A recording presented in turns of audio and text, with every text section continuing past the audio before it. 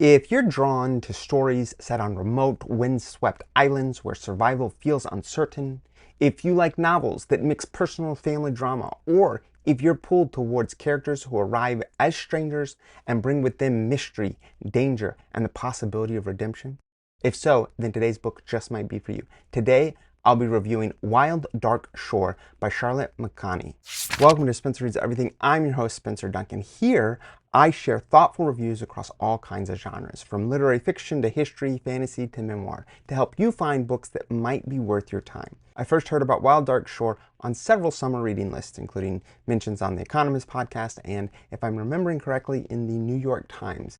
With that kind of buzz, I wanted to see what this author had done in this novel. Let's, of course, take a look at the author. Her name is Charlotte McConaghy. I believe I could be saying that incorrectly. I'm not positive. But Charlotte McConaghy is an Australian novelist, best known for her blend of lyrical storytelling and urgent environmental themes. She first gained international attention with Migrations in 2020, followed by Once There Were Wolves in 2021. Both books established her reputation for writing novels that are equal parts survival stories and meditations on humanity's relationship with the natural world. Wild Dark Shore, the book that we're taking a look at today, is her latest, and it continues that tradition. It is set on a remote island off the coast of Antarctica, and it explores isolation, grief, family, and survival in a changing environment.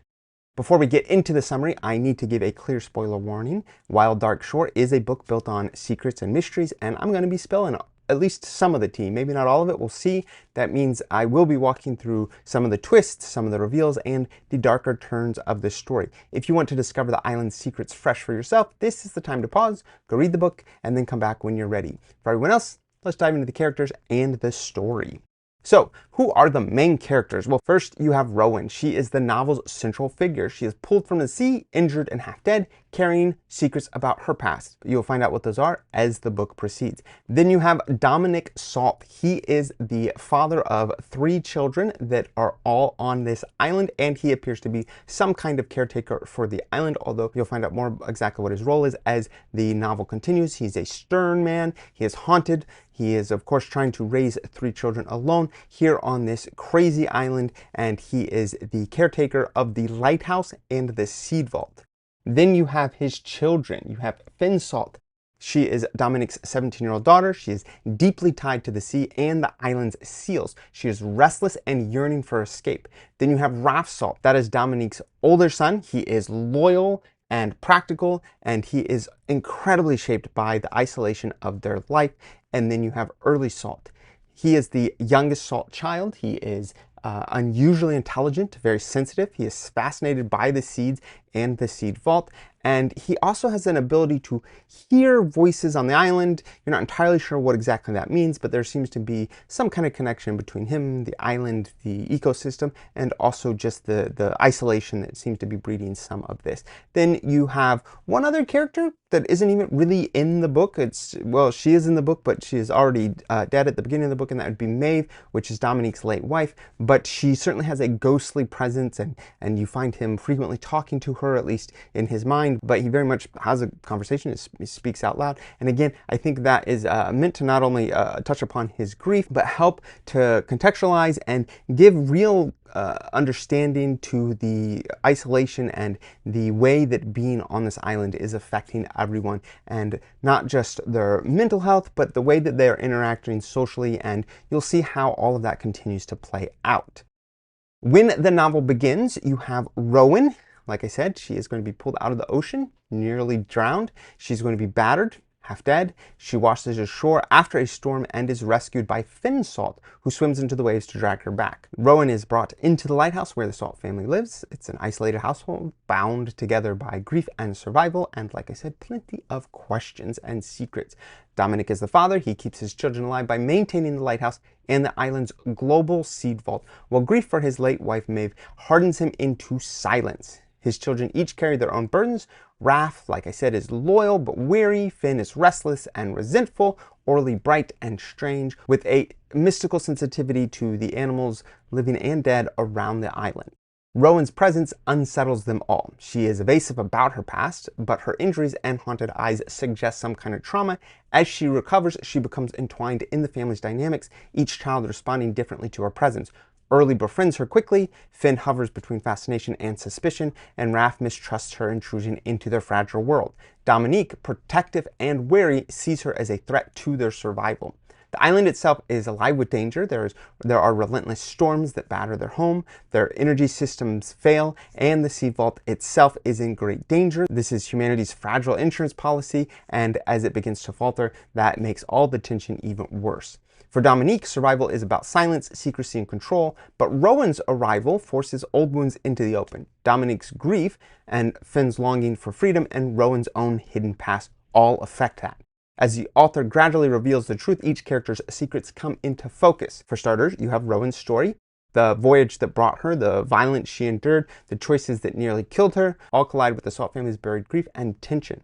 Orly's sensitivity deepens the novel's Gothic edge as he hears echoes of life and death in the world around them.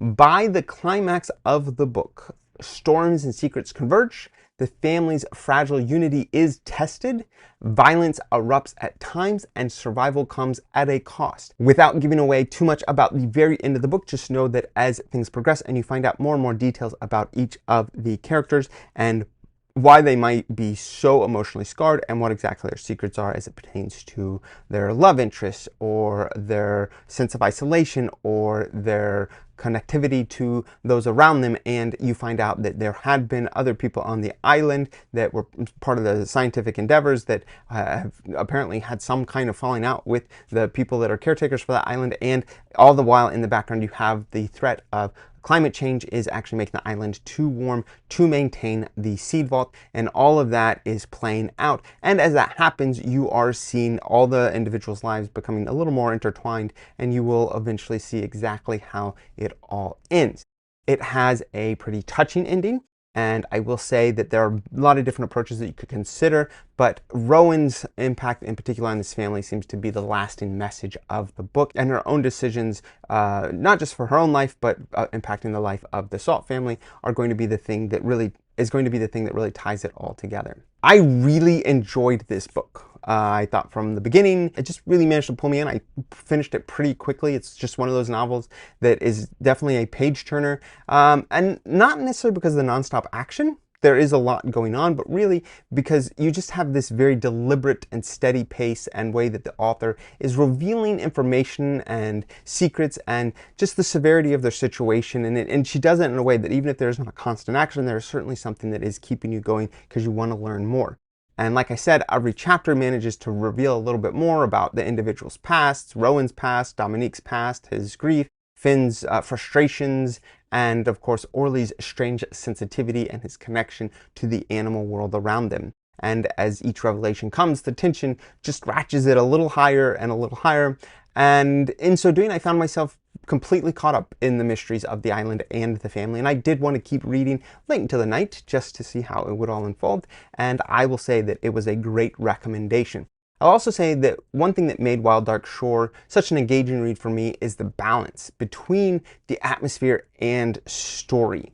The bleak, storm-lashed island feels alive on every page, and my experience is that sometimes some authors that are really good at focusing in on the atmosphere and focusing on the dialogue or the dialect, frequently they are not great at pushing an actual storyline forward. And then sometimes you have the other way around, that people can tell a great story, but they're just not as interested in giving you this really rich language or incredibly rich detail. And I thought this did an excellent job at doing both. And so I would certainly recommend it to anyone that is looking for an engaging, I won't say fun, but there is certainly a mystery behind it. So there is an element of excitement or thriller there, but also does want that really powerful and emotional contact with the language and trying to describe a scene that just makes this such an appealing read. And I think that is something that certainly made this book stand out as I read it and as I consider who I would recommend it for. Speaking of which, who is this for? Well, this book is for readers who love mystery, but want more than just a puzzle to solve. So if you're drawn to stories where secrets are revealed gradually, where every character is holding back, and where the truth is just as dangerous as the lies, I think that this will be right up your alley.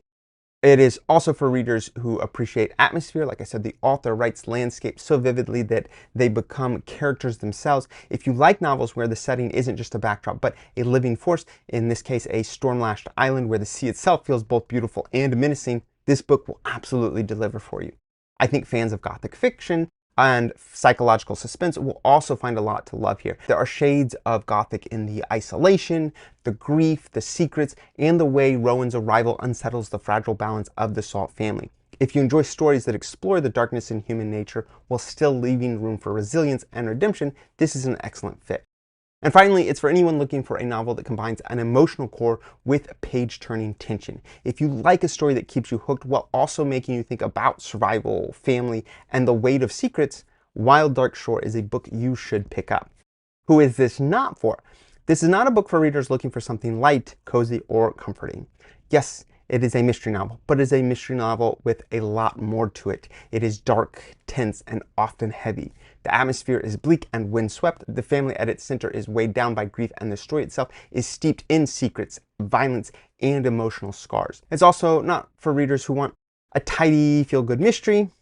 The author isn't interested in a particularly neat resolution. I think by the end you find out enough information, but it's going to come at a cost. So it is not for someone that is not interested in that darker, that bleaker element of this novel. But I would certainly say for everyone else that Wild Dark Shore is an atmospheric, suspenseful, and deeply emotional novel. The author blends mystery, survival, and family drama into a story that's as gripping as it is haunting. For me, it was a page-turner. Like I said, it was one of those books that just each chapter managed to add a little bit more, and it definitely kept me up at night. But it is also dark, it's heavy, and it is also beautiful. And I think it is well worth your time if you're in the mood for something that will really stay with you, especially if you contemplate the severity of the situation and if you are into thinking about and trying to step into the shoes of the individuals that are involved in this story. Of course, I'd love to hear what you think. Have you read Wild Dark Shore yet? Or do you have another favorite atmospheric mystery you'd recommend? Please let me know in the comments. And while you're there, be sure to check out more of my videos and playlists. I'm sure that you can find something that interests you. Again, the name of the channel is Spencer Reads Everything, which means I try to cover a little bit of everything, be it history, fantasy, Pulitzer Prize winners, or even books for young adults. I cover it all. And if you are enjoying my videos, please feel free to share them, because the more people that know about my channel, the more videos I can make. And don't forget to like, subscribe, turn on those notifications, and until next time, keep those pages turning.